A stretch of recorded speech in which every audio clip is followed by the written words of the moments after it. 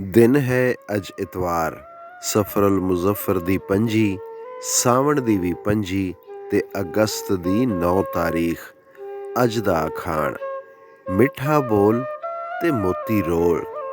ਇਸ ਅਖਾਣ ਵਿੱਚ ਮੱਤ ਦਿੱਤੀ ਗਈ ਏ ਭਈ ਚੰਗਾ ਇਖਲਾਕ ਜ਼ਿੰਦਗੀ ਨੂੰ ਸੌਖਾ ਕਰ ਦਿੰਦਾ ਏ ਅਤੇ ਮਿੱਠਾ ਬੋਲਣ ਵਾਲਾ ਬੰਦਾ ਲੋਕਾਂ ਦੇ ਦਿਲਾਂ 'ਤੇ ਰਾਜ ਕਰਦਾ ਏ।